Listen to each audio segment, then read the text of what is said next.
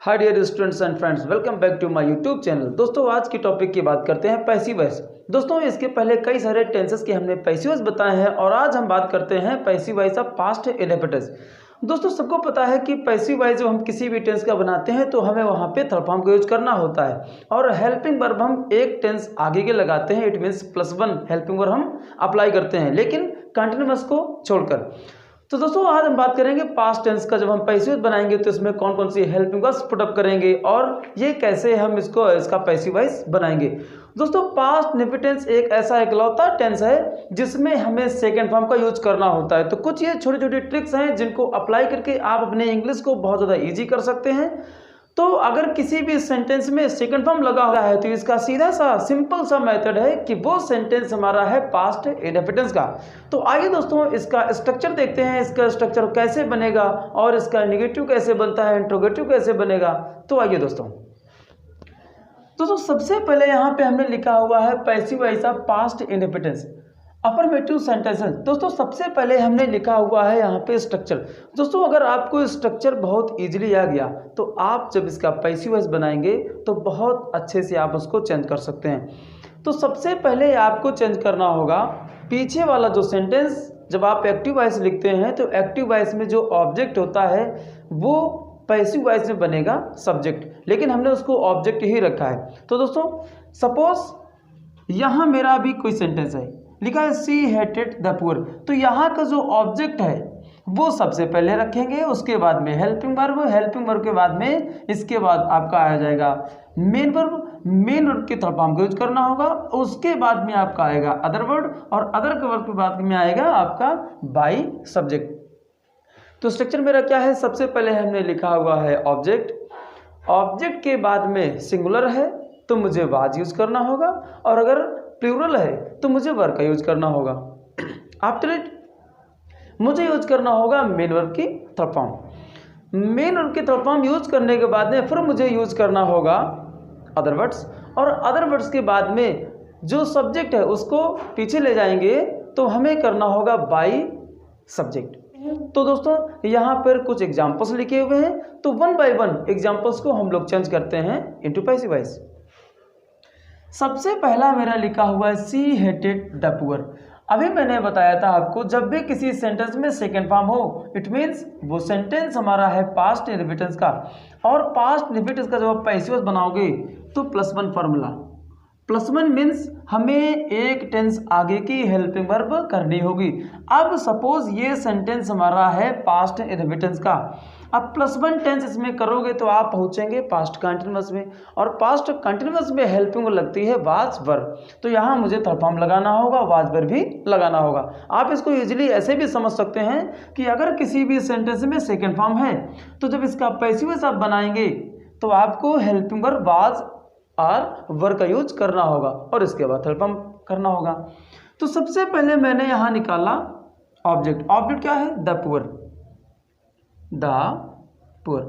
अब दोस्तों यहाँ पर अगर हम केवल पुअर की बात करते हैं तब तो वो एडजेक्टिव हो जाएगा, लेकिन पुअर के पहले दा लगा है तो ये पूरे जितने भी गरीब लोग हैं जितने भी गरीब लोग हैं सारे गरीब लोगों को यहाँ पे रख लिया है। तो ये बहुत सारे गरीब की एक पूरी जाति हो गई, तब इसको मानेंगे हम यहाँ प्लूरल। तो यहाँ पर ये हो गया प्लूरल। अब जब प्लूरल हो गया तो हमें हेल्पिंग वर्ब यूज करना होगा वर्ब। अगर यहाँ पे रिच होता केवल सिंगुलर रिच होता है, अगर सिंगुलर कहीं रिच लिखा हो कहीं भी तब वो होता है adjective, rich person, rich man, rich student. लेकिन अगर रिच के पहले आर्टिकल द का यूज करते हैं तो वो प्लूरल माना जाएगा। तो यहाँ होगा द पुअर वर्ब, इसका थर्ड फॉर्म हेटेड। ये जब पीछे जाएगा तो इसको चेंज करेंगे, इसका कन्वर्जन होता है बाई हर। तो मेरा पैसिव वॉइस हो गया the poor were hated by her. Now next, Kaushalendra called him to study. Second form है, मैंने बताया था इसको आप इजीली कैसे चेंज कर सकते हैं। अगर किसी भी सेंटेंस में आपको सेकेंड फॉर्म दिख रहा है तो आप इजीली ये समझेंगे कि यहाँ पैसिव वॉइस बनाने में हम वाज एंड वर्ब का यूज करना होगा प्लस मेन वर्ब की थर्ड फॉर्म। तो यहाँ पे ऑब्जेक्ट क्या है टू स्टडी तो ऑब्जेक्ट नहीं हो सकता है, ऑब्जेक्ट मेरा क्या है, हिम का कन्वर्जन जब इसका सब्जेक्ट हम रखेंगे तो हो जाएगा ही सिंगुलर होता है और सिंगुलर के साथ में हमें हेल्पिंग वर्ब वाज यूज करनी होगी। ही वाज, अब ये थर्ड फॉर्म इसका कॉल्ड, ही वाज कॉल्ड, ये अदर वर्ड हो गया टू स्टडी। अब ये पीछे आएगा तो हो जाएगा by Kaushalendra, by Kaushalendra. Next example मेरा है दे रिस्पेक्टेड देयर एल्डर्स। यहां देयर एल्डर्स है, ऑब्जेक्ट यही है, देयर एल्डर्स ऑब्जेक्ट है, ये प्लूरल है, तो सबको पता है प्लूरल के साथ में मुझे यूज करना होगा वर्ब। तो सबसे पहले मैंने निकाला देयर एल्डर्स वर्ब, इसके बाद में ये थर्ड फॉर्म रिस्पेक्ट का हो जाएगा रिस्पेक्टेड, रिस्पेक्टेड बाई, यहां का सब्जेक्ट है दे, तो जब इसको पीछे हम ऑब्जेक्ट बनाएंगे तो हो जाएगा बाय देम। दोस्तों अगर ये आपको अच्छे से समझ में आ रहे हैं तो प्लीज सब्सक्राइब आवर चैनल। बात करते हैं नेक्स्ट। अब दोस्तों ये एक्टिव वॉइस लिखा है, आपको देखने में बड़ा अजीब सा लग रहा होगा और ये अजीब सा है भी, तो हम इसको जब पैसिव वॉइस बनाएंगे तो दोस्तों कैसे बनाएंगे, ये काफ़ी डिफिकल्ट भी है। और अगर आप एक बार ऐसे एक्टिव वॉइस का पैसिव वॉइस बना लिया तो आपके माइंड में जो फियर है वो फियर आपका हट जाएगा। लिखा हुआ दे कुक्ड द फूड, अब यहाँ पे कुक्ड है, क्या है, सेकंड फॉर्म में। इतना तो सबको समझ में आ गया होगा कि सेकंड फॉर्म लगा है तो वाजवर लगाना है, तो यहाँ पे वाजवर लगे। लेकिन प्रॉब्लम ये है मैं यहाँ से कोई ऑब्जेक्ट निकालूं या मैं यहाँ से कोई ऑब्जेक्ट निकालूं, ये क्या है, ऑर्फनेज। ऑर्फनेज होता है अनाथालय, अनाथ आश्रम, ऑर्फनेज, क्योंकि ये बना है ऑर्फन से। ऑर्फन मीन्स होता है अनाथ, और ऑर्फन में एज जोड़ दिया है, एज, तो ये हो गया ऑर्फनेज, ये होता है अनाथालय या तो अनाथाश्रम। तो सबसे पहले यहाँ एंड लिखा है, तो एंड के पहले वाला हमारा बनेगा पैसिव वॉइस, और एंड से लगा के ये इतना जितना भी ये है टोटल पोर्शन, ये मेरा रहेगा अदर वर्ड। ओके, तो सबसे पहले यहाँ से निकालेंगे द फूड। अब यहाँ पर मेरा है द फूड, तो सबसे पहले हमने इसको निकाल लिया द फूड। अब फूड सिंगुलर है या प्लूरल है, आप ये कैसे समझेंगे, फूड तो बहुत सारा हो सकता है। तो दोस्तों इसका बड़ा सिंपल सा मेथड है, फूड को हम काउंट नहीं कर सकते, ये अनकाउंटेबल नाउन में है, और जो अनकाउंटेबल है सिंगुलर मानिए आप। द फूड सिंगुलर है, वाज, द फूड वाज, अब क्या है, cooked, the food was cooked. अब यहाँ पे ये कुक्ड क्या है, मेन वर्ब हो गया। अब मेन वर्ब के बाद में ये अभी क्या बचा, देम, तो अभी क्या है, ये अदर वर्ड है, तो अदर वर्ड को पहले रख दी, तो अदर वर्ड को हमने यहाँ रख दिया एंड सेंट। अब यहाँ का जो इट है वो हट जाएगा, क्यों हटेगा, क्योंकि एक बार बात हो चुकी है फूड की, फूड की जगह पर ही यहाँ पे इट किया है, क्योंकि आपको तो पता है कि इंग्लिश में नाउन का रिपीटिशन नहीं होता है, तो यहाँ पर इट को भी हटा दिया गया है, क्योंकि एक बार फूड की बात हो चुकी है। तो सेंट टू द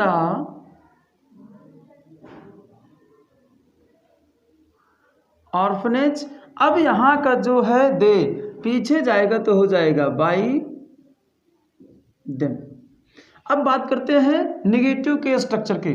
दोस्तों निगेटिव का स्ट्रक्चर बड़ा इजी है, यहाँ पे वाजवर है और इसका जब स्ट्रक्चर निगेटिव बनाएंगे या फिर ये अफर्मेटिव का है और जब निगेटिव बनाएंगे तो यहाँ बीच में मुझे नॉट आर नेवर का पुटअप करना होगा, यहाँ पर मुझे नॉट या नेवर यूज करना होगा। तो बात करते हैं कुछ एग्जांपल्स की जो कि निगेटिव के हैं।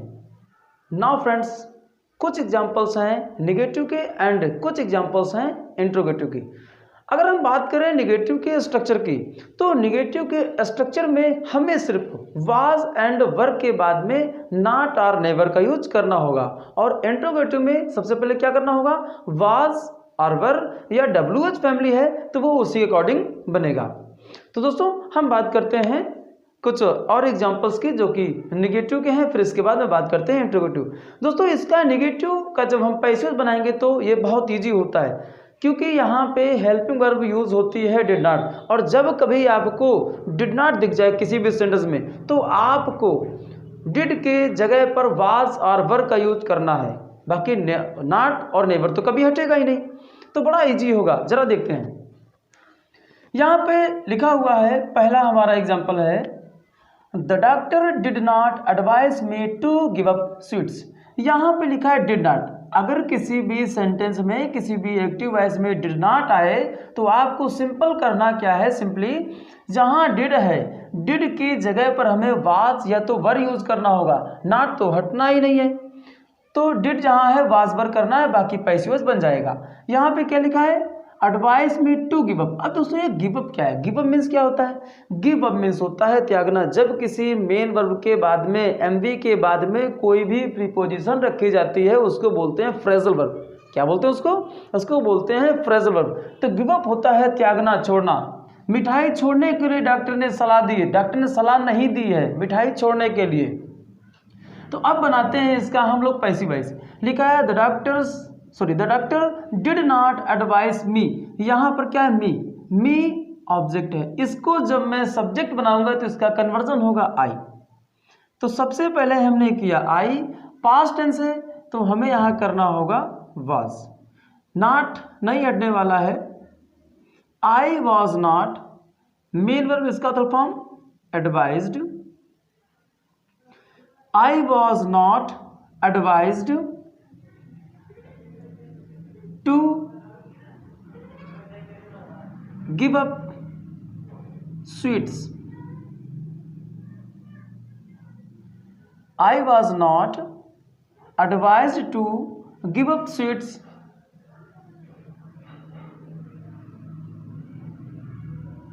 by the doctor. By the doctor. यहाँ का जो मी है दोस्तों आपको पता होगा कि जब भी हम किसी एक्टिव वॉइस का पैसिव बनाते हैं तो ऑब्जेक्ट को मुझे सब्जेक्ट करना होगा।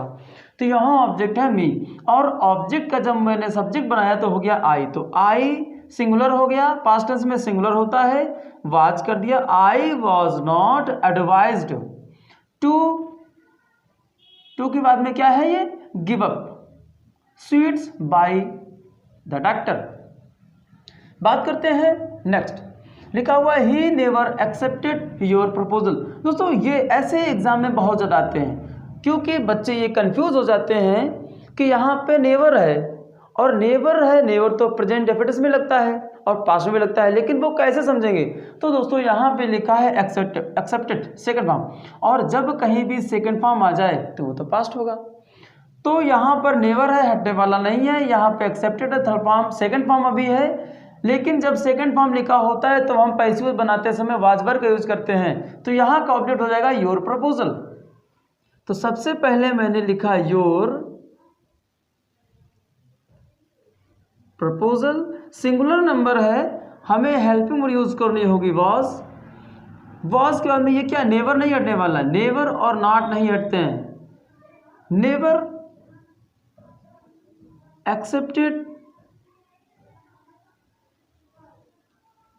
एक्सेप्टेड बाय ही का कन्वर्जन होता है हिम। ओके,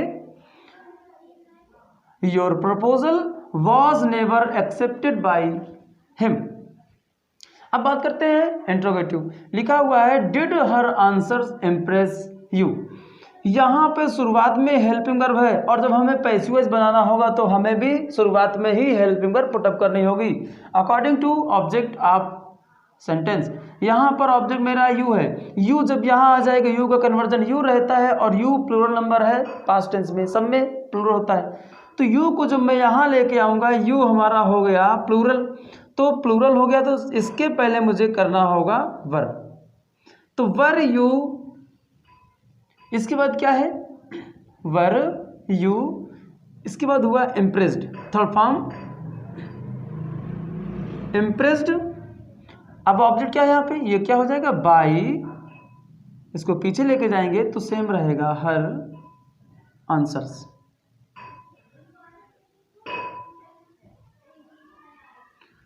सबसे पहले मैंने कर दिया वर, क्योंकि यहाँ पे यू लिखा है, were you impressed by her answers. बात करते हैं नेक्स्ट, लिखा हुआ है why did she break the garden wall. शुरुआत में वाई लिखा है, अगर शुरुआत में वाई, वाट, वेयर ये सब लिखा है तो इसको हमें चेंज नहीं करना होगा, जो जहां लिखा है उसको नीचे मुझे खसका देना है। तो मैंने वाई की जगह कर दिया Y.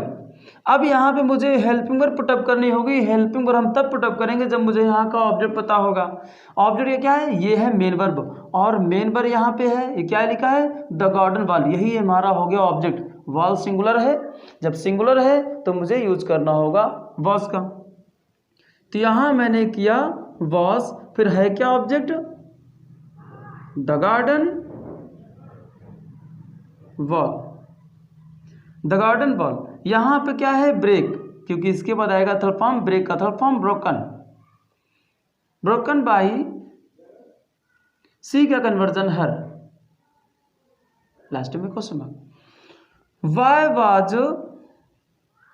Y was the garden wall broken by her. बात करते हैं लास्ट एग्जांपल की। लिखा हुआ है who scolded you in the market. यहाँ पे हु लिखा है। अब दोस्तों हु का कन्वर्जन क्या होता है, हु जब पैसिव वॉइस इसका बनाएंगे तो हु को चेंज करना होता है बाय हुम में। तो सबसे पहले हमने यहाँ कर दिया बाय हुम, बाय हुम कर दिया है। अब यहाँ मुझे हेल्पिंग वर्ब पुटअप करना होगा। यहाँ का ऑब्जेक्ट क्या है, यू। जब यू यहाँ रखेंगे तो हेल्पिंग वर्ब क्या होगी, वर्ब, बिकॉज यू क्या है, प्लूरल है। तो by whom were you scold का थर्ड फॉर्म स्कोल्डेड, स्कोल्डेड।